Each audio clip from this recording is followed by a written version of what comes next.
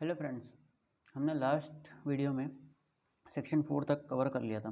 अब हम आते हैं चैप्टर नंबर 3 अटैचमेंट, एडजुडिकेशन और कॉन्फिस्केशन के बारे में जानते हैं। तो जो सेक्शन 5 है वो किससे डील करता है? Attachment of property involve in money laundering. जो प्रॉपर्टी इन्वॉल्व की गई है मनी लॉन्ड्रिंग में उसका अटैचमेंट कैसे होगा? तो इसमें बताया गया कि वेयर द डायरेक्टर और any other officer not below the rank of deputy director, मतलब या तो डायरेक्टर होना चाहिए या तो डिप्टी डायरेक्टर के रैंक के नीचे का नहीं होना चाहिए, और वो ऑथोराइज्ड है by the director for the purpose of this section has reason to believe that on the basis of material in his possession any person in his possession of any proceeds of crime। मतलब director या फिर deputy director जो है वो with the permission of director क्या कर सकता है? अटैच कर सकता है अगर उसको लगता है कि जो मटेरियल पोजीशन में रखा गया है वो किसी पर्सन के द्वारा in position of any proceeds of crime, वो प्रोसीड्स ऑफ क्राइम से रिलेटेड है, और such proceeds of crime are likely to be concealed, और जो प्रोसीड्स ऑफ क्राइम है वो कॉन्सील्ड किए गए, ट्रांसफर किए गए, या फिर deal in any other manner which may result in frustrating any proceeding relating to confiscation of such proceeds of crime under this chapter. तब ये जो डिप्टी डायरेक्टर और डायरेक्टर हैं वो क्या करेंगे? एक ऑर्डर पास करेंगे, और ये ऑर्डर कैसा ऑर्डर होगा? राइटिंग में होगा, और साथ ही साथ इस ऑर्डर को प्रोविजनल ऑर्डर बोला जाएगा।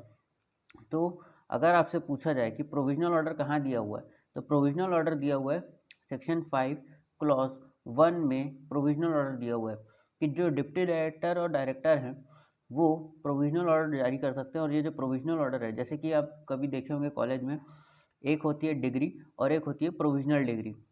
जब तक आपको डिग्री नहीं मिलती तब तक आप प्रोविजनल डिग्री का यूज़ कर सकते हैं। वैसे ये है प्रोविजनल ऑर्डर, कुछ समय तक इस ऑर्डर की वैलिडिटी रहेगी। तो इसकी वैलिडिटी कब तक रहेगी? For a period not exceeding 180 days. तो ये क्वेश्चन आपसे बन सकता है कि प्रोविजनल ऑर्डर की कितनी दिन तक वैलिडिटी होती है, तो वो होती है 180 डेज। अब आते हैं हम इसके क्लॉज 2 में।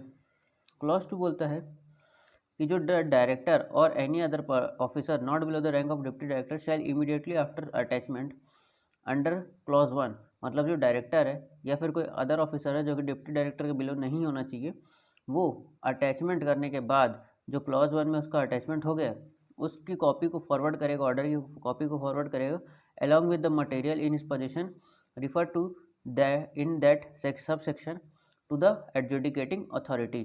तो वो जो डिप्टी डायरेक्टर और डायरेक्टर किसको फॉरवर्ड कर रहे हैं? उसको एडजुडिकेटिंग अथॉरिटी को। और किस में कर रहे हैं? सील्ड एनवेलप में करेंगे। उसके बाद आते हैं क्लॉज 3। क्लॉज 3 बोले कि एवरी ऑर्डर ऑफ अटैचमेंट, जो भी ऑर्डर अटैचमेंट हुआ है सब सेक्शन 1 के अंतर्गत, वो सीज हो जाएगा, cease to have effect after the expiry of period specified in sub section of the date of an order under sub section 3 of section 8 whichever is earlier. तो ये बताया गया है क्लॉज 3 में। अब इसका जो क्लॉज 5 है वो क्लॉज 4 और 5 इंपॉर्टेंट है। क्लॉज 4 ये बोलता है कि nothing in this section shall prevent the person interested in the enjoyment of immovable property attached under sub section 1 from such enjoyment. मतलब कोई भी इमूवेबल प्रॉपर्टी है जिसका कोई पर्सन एंजॉयमेंट कर रहा है उसको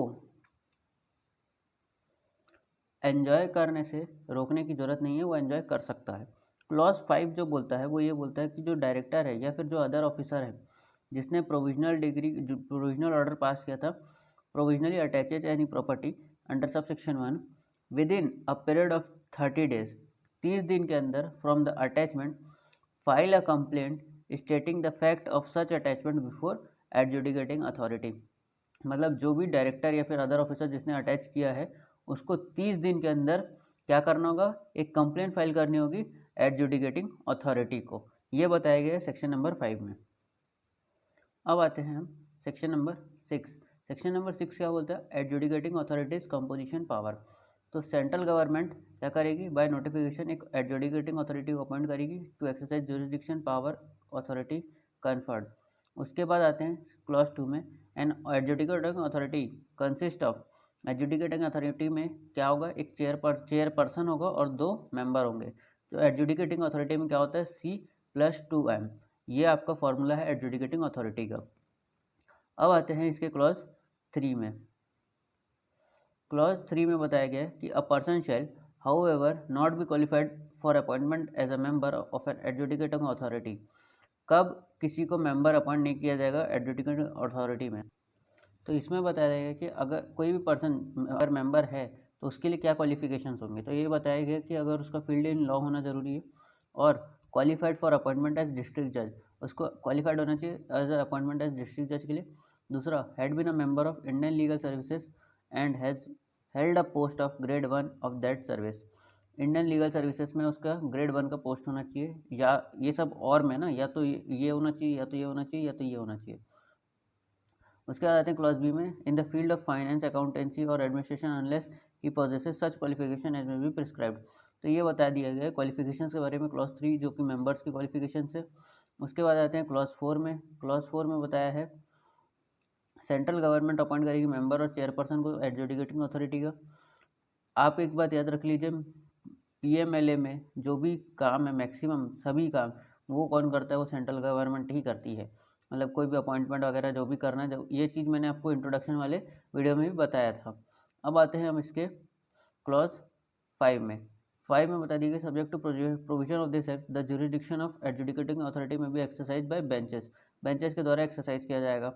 तो बेंच में कौन कंसिस्ट होगा, तो एक चेयरपर्सन होगा ऑफ एडजुडिकेटिंग अथॉरिटी विथ 1 और 2 member as a chairperson of adjudicating authority.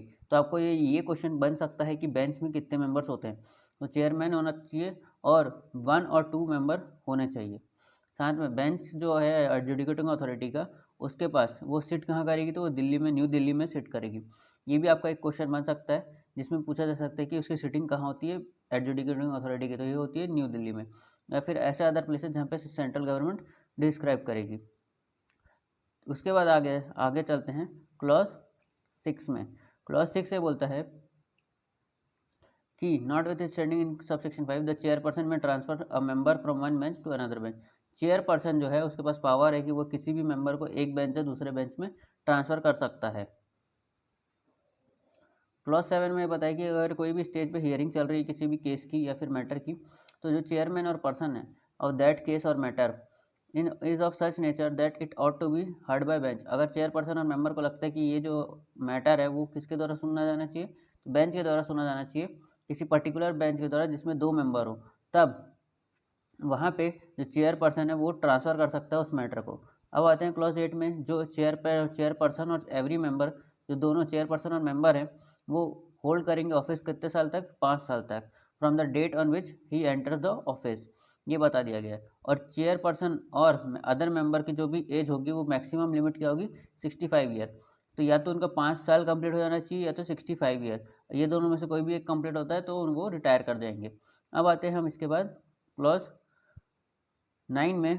Clause 9 में बता दिया गया सैलरीज एंड अलाउंसेस कौन देगा, तो ये भी कंडीशन जो है वो एज में भी प्रिस्क्राइब, जो कि सेंट्रल गवर्नमेंट ही देखती है ये सब काम। अब आते हैं हम इसके बाद क्लॉज 11 में। क्लॉज 11 में बता दिया गया जो चेयरपर्सन और अदर मेंबर है उसमें उन्हें को नोटिस देना होगा इन राइटिंग। अगर वो रिसाइन करना चाह रहे हैं अपना ऑफिस, तो नोटिस इन राइटिंग किसको देना होगा, hand address to central government. मतलब चेयरपर्सन हो या मेंबर हो, वो अपना रेजिग्नेशन किसको देगा, तो सेंट्रल गवर्नमेंट को देगा। कई बार ऐसा हो जाता है कि ऑप्शन में मेंबर किसको अपना रेजिग्नेशन देगा तो लोग लगा देंगे चेयरपर्सन, बट ये नहीं होता, मेंबर भी अपना सेंट्रल गवर्नमेंट को ही देगा। तो ये क्वेश्चन आपका बन सकता है, इसको आप याद रखिएगा। अब आते हैं क्लॉज 12 में। क्लॉज 12 में चेयरपर्सन हो या अदर मेंबर हो, इनको रिमूव नहीं किया जाएगा except by an order made by central government. अगर सेंट्रल गवर्नमेंट चाहे तो रिमूव कर सकती है, लेकिन उसके लिए भी उनको अपॉर्चुनिटी ऑफ हियरिंग देना होगा। क्लॉज 13 ये बोलता है कि अगर ऑकरेंस ऑफ वैकेंसी, मतलब चेयरपर्सन की अगर डेथ हो जाती है या रेजिग्नेशन दे देते हैं या अदरवाइज, तो जो सीनियर मोस्ट मेंबर होगा वो एक्ट एज चेयरपर्सन करेगा एडजुडिकेटिंग अथॉरिटी का until the new chairperson appointed, जब तक नया चेयरपर्सन अपॉइंट नहीं हो जाता, ये बताया गया है। उसके बाद आते हैं क्लॉज 15 जो कि एक इंपॉर्टेंट क्लॉज है। एडजुडिकेटिंग अथॉरिटी जो होगी वो बाउंड नहीं होगी किससे, सीपीसी से। मतलब एडजुडिकेटिंग अथॉरिटी के ऊपर सीपीसी से वो बाउंड नहीं होगी, but guided by the principle of natural justice. ये एज इट इज क्वेश्चन आपका पूछा जा सकता है, जिसमें कई बार एडजुडिकेटिंग अथॉरिटी का यहाँ पे नॉट वर्ड को हटाकर यहाँ पे नॉट जोड़ दिया जाएगा कि adjudicating authority bound by CPC and not bound by natural justice. तो ये आपको देखकर अच्छे से पढ़ना होगा कि एडजुडिकेटिंग अथॉरिटी जो है वो सीपीसी से बाउंड नहीं होती। यहाँ पे जो वर्ड नॉट बाउंड लिखा है ये एक इम्पॉर्टेंट वर्ड है, नॉट बी बाउंड, और साथ ही साथ guided by principle of natural justice. इस पॉइंट को आप अच्छे से याद रखिएगा। तो आज का वीडियो हम यहीं तक रखते हैं। अगर वीडियो आपको अच्छा लगा हो तो लाइक करें, शेयर करें, सब्सक्राइब करें हमारे चैनल को। Thank you.